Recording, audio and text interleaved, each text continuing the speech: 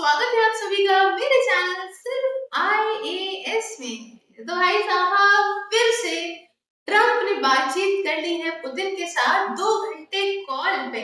जैसे हमारे यहाँ मोदी जी 3 घंटे का पॉडकास्ट दे रहे हैं, वैसे ही यहाँ पे पुतिन के साथ ट्रम्प इतनी बातें कर रहे हैं जैसे दो पुराने पिछड़े दोस्त आपस में मिल गए हो। इतनी बात तो पुतिन से या ना ज़ेलेंस्की की हो रही है और ना ज़ेलेंस्की से ट्रम्प की हो रही है, जिसका असल में यहाँ पे खेला है। आइए इस वीडियो के अंदर जानेंगे कि अब तो क्या सीज फायर होने के चांसेस बने इतनी सारी बात करने के बाद, या अभी भी यहाँ पे कुछ नहीं, सिर्फ बातचीत रहेगी और छोटा मोटा मामला जो है वो एडजस्ट हो गया। आइए समझते हैं इस वीडियो के अंदर।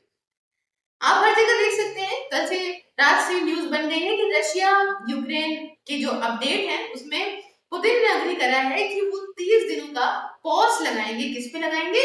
अटैक करने पे, यहाँ पे यूक्रेन के अंदर एनर्जी इंफ्रास्ट्रक्चर पे, जो क्रिटिकल इंफ्रास्ट्रक्चर है वहां पे। तो मैम अभी तो आप बता रही थी कि हो सकता है बातचीत बन जाए, कि युद्ध विराम हो जाए, सीज फायर हो जाए। इन सब में कोई बात नहीं हुई है क्या? भाई साहब आप ये देखिए ना, हर जगह पे एक ही बात है कि रशिया यूक्रेन अपडेट।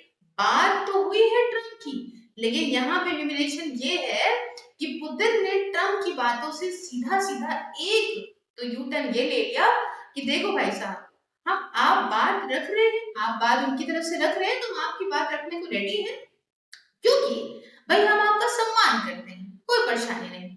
लेकिन अगर आप हमसे ये बात कहते हैं कि हम सीज फायर कर देंगे, हम युद्ध विराम कर देंगे 30 दिनों का, तो वो हम नहीं करेंगे। है क्या मतलब नहीं करेंगे? देखिए शुरू से इस बात को समझिए।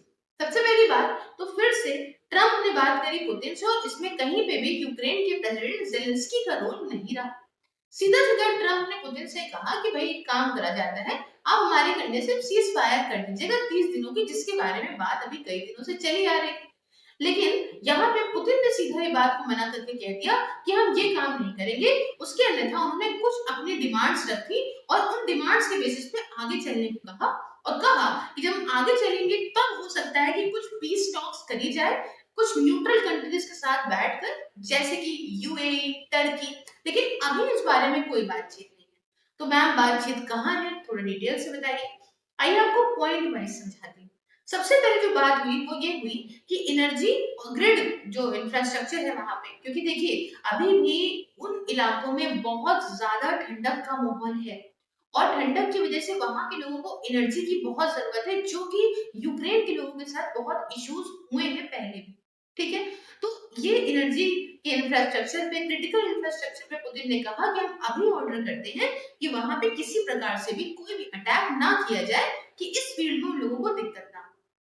पहली बात, पूरे युद्ध विराम की बात नहीं हुई, सिर्फ इन्होंने क्रिटिकल इंफ्रास्ट्रक्चर की बात करी। दूसरा, ये नो इमीडिएट सीज फायर, जैसे मैंने बताया कि आप ये कहें कि आप तुरंत 30 दिनों के भीतर आप सीज फायर कर दो, तो हम नहीं करेंगे, और हम मेरी शर्तों पे काम चलेगा, और ये सीज फायर और पीस टॉक्स की बातें जो है वो एक एक चीज जब आगे बढ़ेगी तब होगा। जैसे कि इन्होंने कुछ चीजों में और भी डिमांड करी। पुतिन ने कहा कि देखिए सीधी बात क्या है कि यहाँ पे एक पहली डिमांड तो ये है कि यूक्रेन किसी भी कंडीशन में अब बाहर के जितने भी देश हैं, वेस्ट की कंट्रीज, उसकी किसी भी प्रकार से मिलिट्री या और तरह के इंफ्रास्ट्रक्चर में मदद नहीं कर सकती।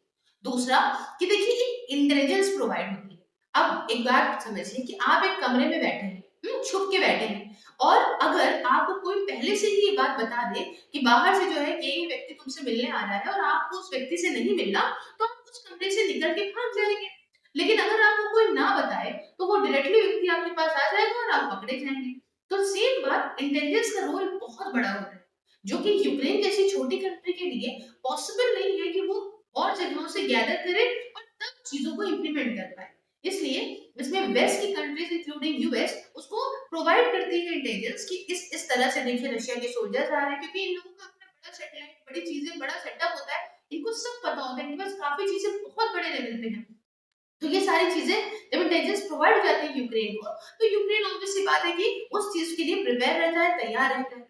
तो यहीं पे पुतिन ने कहा कि देखो भाई, सीधी बात है कि यहाँ पे किसी भी प्रकार से यूक्रेन को अगर आपने इंटेलिजेंस प्रोवाइड करी तो भी हम इस विराम के प्रति आगे नहीं बढ़ेंगे।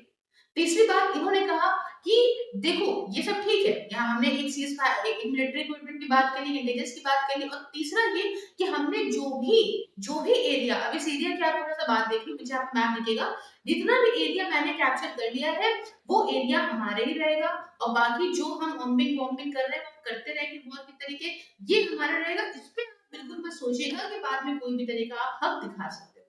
ठीक है, तो ये बात तो तुरंत उन्होंने कर दी, ये पुतिन की कंडीशंस थी जो मैंने आपको बताई। उसके बाद प्रिजनर स्वैप की बात हुई है। प्रिजनर स्वैप की बात ये हुई कि पुतिन ने कहा कि देखिए हम 175 जो भी हमारे आपस में बातचीत में यूक्रेन रशिया के बीच में जो भी यहाँ पे प्रिजनर्स है वो स्वैप कर लेंगे, प्लस कुछ यहाँ पे सोल्जर्स ऑफिसर्स हैं वही 28 के आसपास, 28 के आसपास, वो सब हम वापस कर देंगे। तो ये सारी चीजें हम मैनेज कर लेंगे। इसके अलावा यहाँ पे यूएस के साथ रिलेशन आप देख रहे हैं आजकल कि बड़े अच्छे रिलेशनशिप हो गए हैं। ट्रम्प पुतिन की तारीफ करते हैं, पुतिन ट्रम्प की तारीफ करते हैं। इस बारे में बहुत सारे लोगों का आवाज भी उठती है कि जरूर ट्रम्प का कोई ना कोई ऐसा रिश्ता है पुतिन से, रशिया से, जो पहले का है। जब ट्रम्प का बिजनेस डूब रहा था तो उस समय उन लोगों ने पैसा प्रोवाइड करा के यहाँ उनको बचाया था, तो इनका एक अलग ही उनके साथ तालमेल है जो दुनिया के सामने प्रेजेंट नहीं है।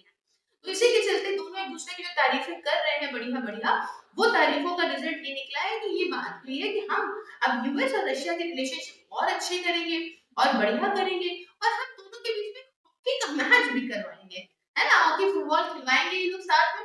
अब देखो क्या होता है क्या नहीं होता है आगे पता चलेगा। फिलहाल इसकी प्रतिक्रिया में जेलेंस्की ने सीधा सीधा कह दिया कि देखो ये बेवकूफ बनाने वाली बात है ना, ये हमें साफ साफ, मतलब जेलेंस्की ने कहा जो बात है वो देखिए बहुत ही बेवकूफ बनाने वाली है, पहली चीज।